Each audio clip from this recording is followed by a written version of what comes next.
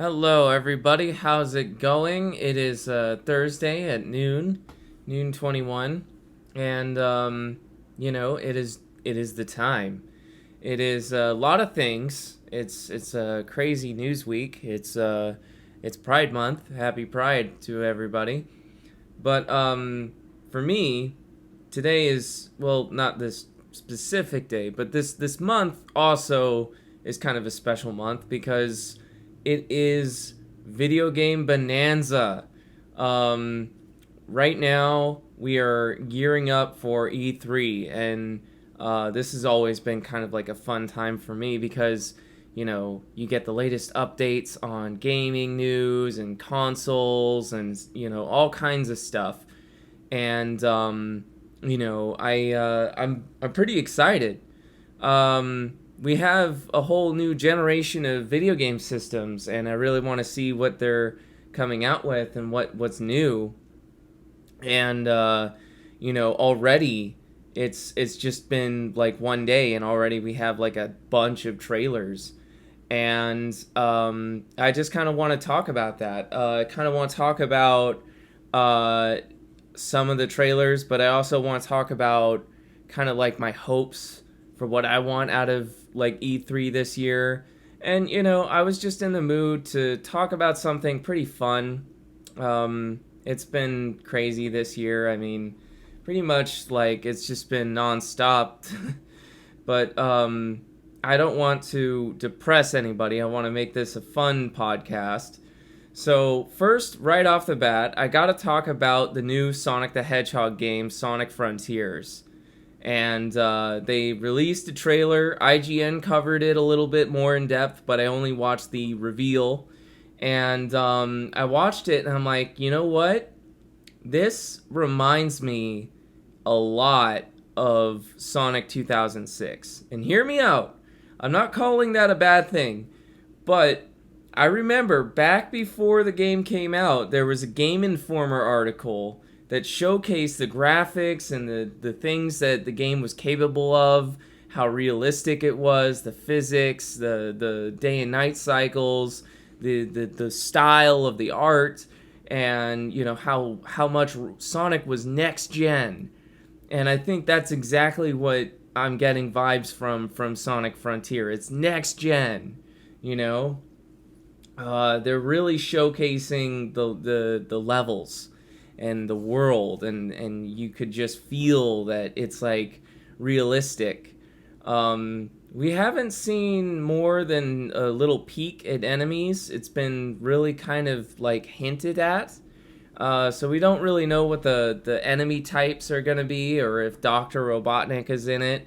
We didn't see any characters besides Sonic. We just saw Sonic run.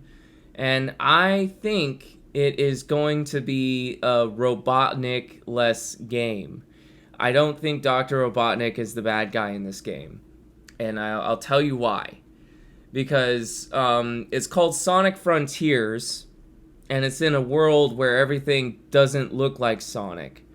And so, you hear echoes of Tails, but you don't hear him talking through a headset or something. And I think that all relates to Sonic being in another dimension. Hear me out.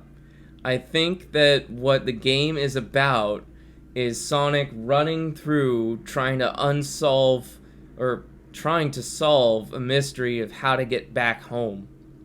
I have no actual evidence. This is speculation. This is just me throwing ideas out there. But Ian Flynn is writing the script, and he's known for being the best writer in Sonic the Hedgehog media. And, he's been a comic book writer for Sonic for over 25 years. So if anybody knows Sonic, it's him. And we're going to probably get a really good story. Even if the game isn't the best game, it probably will have a really cool story. When I saw the actual gameplay, it was like a cross between running around in an open world and typical Sonic stuff. Like running through loop-de-loops and jumping on things and stuff like that. And it looked like it functioned. Like, it didn't look buggy, it didn't look broken.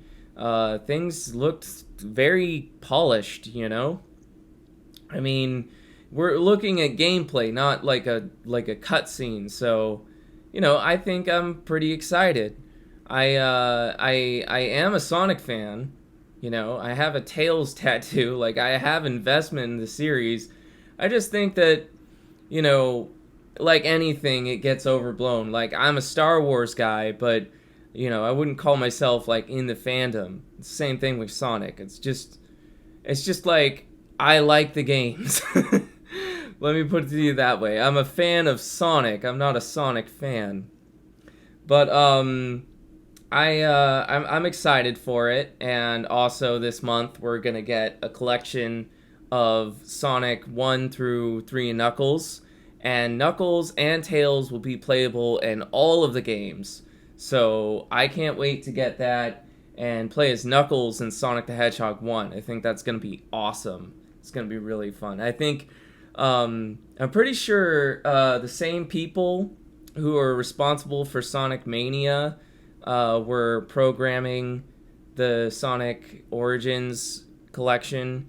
I don't know this, but I think because I'm pretty sure I saw like some animation for Sonic Origins, and I think it's handled by that whole kind of the team.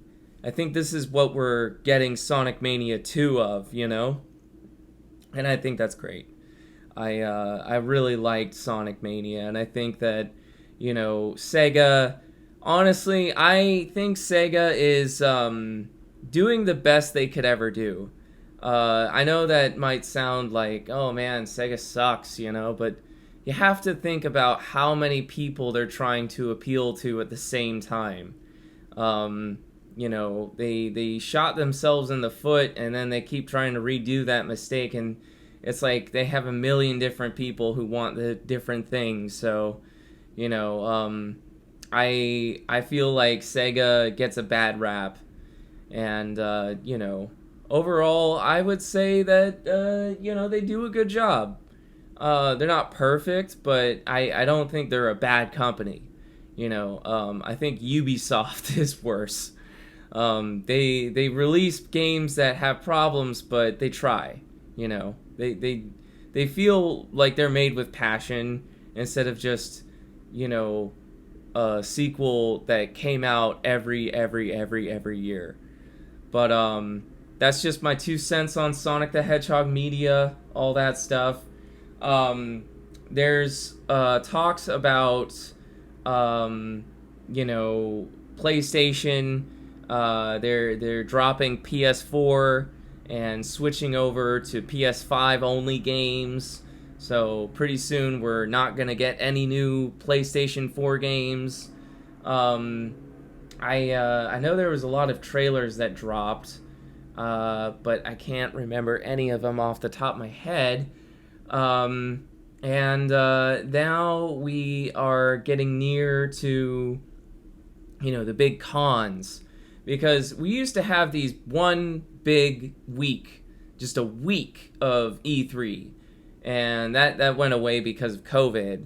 So now all the things are like these separate YouTube videos, and I kind of like it that way because it's easier to watch, it's more fun to condense down, and I don't have to watch like these silly like live reactions from the crowds. Like, I know people like to watch them because they're bad, but I'd rather watch a good presentation, and I've been enjoying the last year or two of presentations because they're less corny and they're more to the point, and I think that's just better presentation. Like, wouldn't you want something that's actually good instead of just laughing at something that sucks?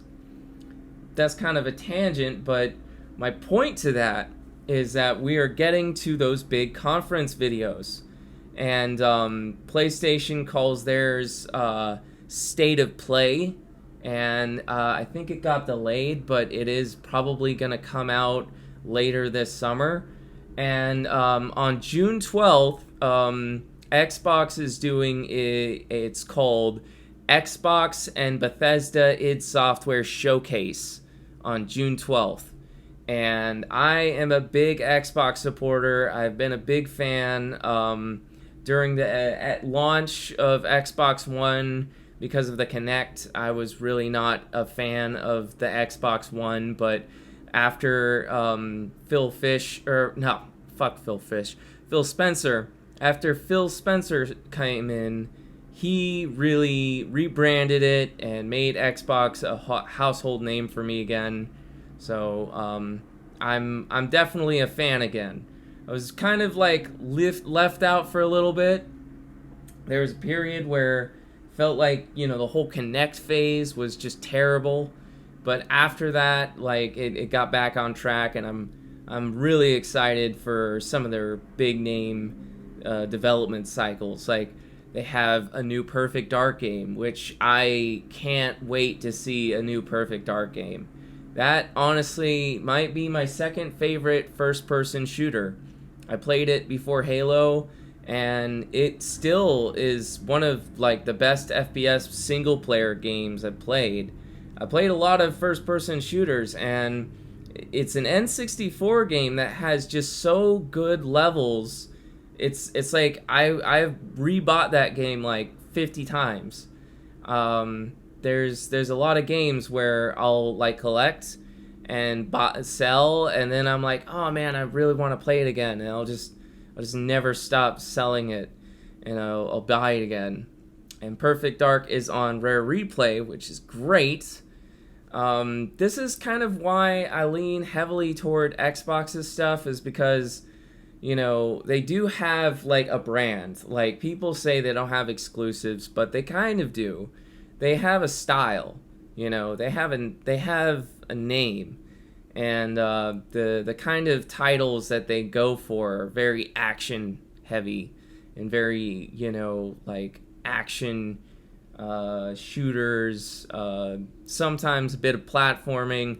You know, I feel like Sony is a lot more focused on those big budget like single player games with a lot of story. And Nintendo is just really kind of into those quirky games, you know. I like Nintendo. I want a Switch, but, you know, I can't justify spending that much money on a system that I'm gonna play about 6 games for. Like, the Wii U is cheap. I will totally get a Wii U. If I see a Wii U on sale for like $80, I'm buying it, because that system is underrated. And it was a good system. It just didn't have the numbers to back it up. But, you know, the Switch is a good system, but it's still like brand new. Still costs $300 to buy. And I want to play the Mario games. I want to play Zelda. I want to play the new Metroid Dread game. But I can't think of a lot of games on it. You know, it's like, those are the big ones. I know a lot of people really like Pokemon, but I'm not that big a Pokemon fan. I kind of stopped playing after the Game Boy Advance, so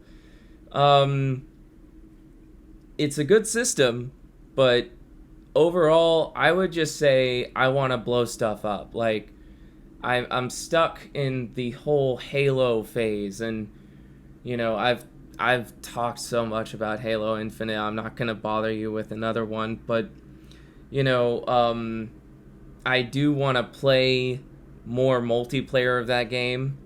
And I'm hoping for a new Gears of War game. I heard Gears of War 5 is a good game.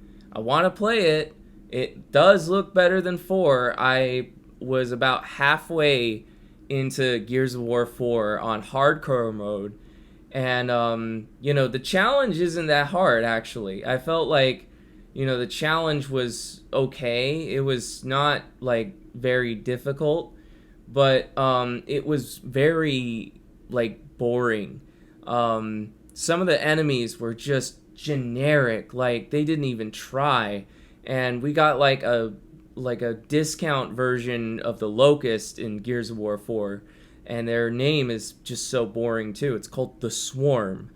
And, you know, that whole game felt just so lazy. Like, none of the guns felt, like, punchy or strong. Like, you're using wimpy guns. Like, it's a gritty game with blood and everything, and you feel like you're just using water guns. I didn't like Gears of War 4, but I do want more Gears of War stuff. I hope the franchise does well. Everybody likes Gears of War 5.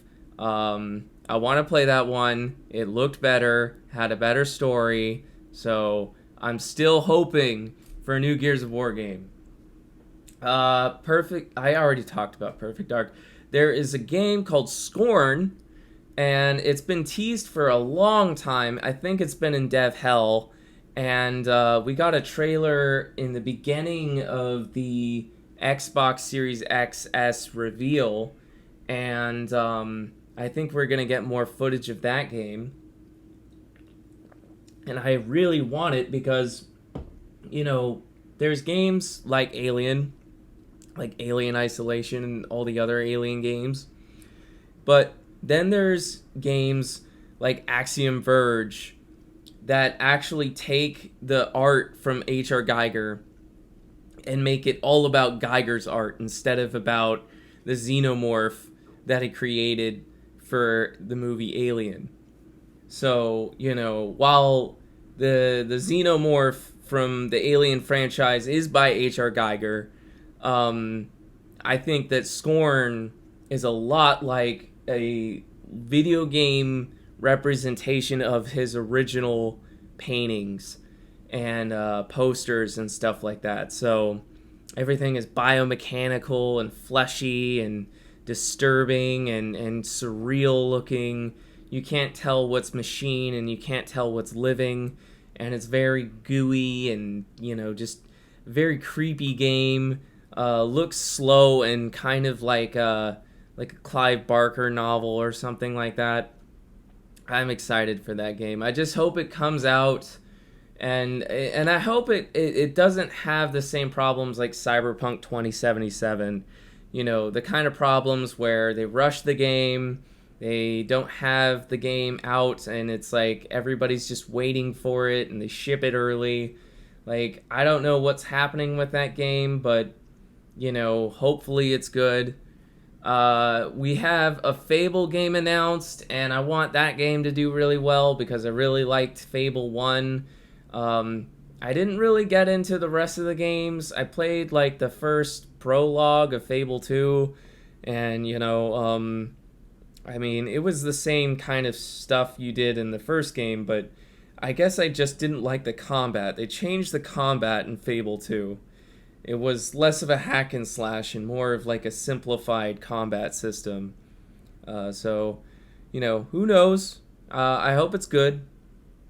And I don't know. I can't think of anything else that I'm really stoked for. There's the Starfield Bethesda game. I want a new Bethesda RPG. Like, we all want Elder Scrolls 6. Like, everybody wants Elder Scrolls 6. Who knows? Todd Howard is just gonna Todd Howard, and we have no idea what he's gonna do. If it's gonna be another Skyrim HD remaster 5000, but hopefully that game does come out. But he is working on Starfield, and with the Outer Worlds and everything, it's like, okay, now we're getting space. I'm down with that. I like that. I'm playing Fallout 3 again, and that's one of those kind of games where I could play a long time. I play video games usually about an hour into it, and then I stop because I like action games, and those games can be pretty, intense. Right now, I'm in the middle of the beginning of Gears of War 1 on Xbox 360 on hardcore mode because, I got a brand new Xbox 360, new hard drive, so I have to start from the beginning, and, the game is very challenging, so it's like you have to actually focus, and it's like you die a lot. So I I used to be able to play a game all day long, and now I just play, for fun. And it's more of a hobby, and it's just kind of like a thing I like to do for fun. But I think that Fallout games are less of that, and they're more like, in general, I would say RPGs feel more about the experience and less about the action, like combat. Like it's more about wandering than the actual like hacking and slashing and all that stuff. In my opinion, most of the time when I'm playing an RPG, I'm just kind of enjoying the world. And Starfield looks like it's gonna have a very like realistic space kind of vibe. It doesn't give me like, pulp vibes. Like it doesn't feel like the Outer Worlds where it's like a pulp novel come to life. The Starfield trailer that I watched when it was announced looked more like The Martian with Matt Damon. So hopefully we get some really cool kind of like Lost in Space kind of, transmitting to Earth kind of stuff. I like the hard sci-fi kind of stuff too. I love my Star Wars, but when you get like a realistic science fiction movie, those can be really cool. As far as PlayStation stuff, I know God of War Ragnarok is going to really be a huge system seller. Everybody loved the God of War reboot, and God of War Ragnarok looks kind of open world-ish. I'm excited. I'm not the biggest God of War fan, but I know it is a good game. I mean, like, every time I think of PS2, I think of God of War 1 and 2. It's like those two games look like the system seller. I don't think we're getting anything Uncharted related. I think that series is done. But Spider-Man 2, that's another big game coming out. They seem to be doing really well with the Spider-Man franchise. It's like the Arkham games, but faster. I'm pretty stoked that Spider-Man is really as big as he is these days. He's probably the most popular superhero next to Batman. I think Marvel's biggest superhero is Spider-Man. So that's really cool. And, as far as games out right now, I think Ratchet and Clank Rift in Time looks amazing. It looks like a Pixar movie. I saw footage from Happy Console Gamer, like best PS5 videos. I think that guy's channel is great. Really, really a fun channel, like wholesome fun. There's a couple of gaming YouTubers I like to watch, and if you're interested, check out Happy Console Gamer. He's definitely like a good YouTuber. No drama, no behind the scenes stuff. He's just a regular gamer guy, and it's nice to see just gaming content, But yeah. Ratchet and Clank, that looks really cool.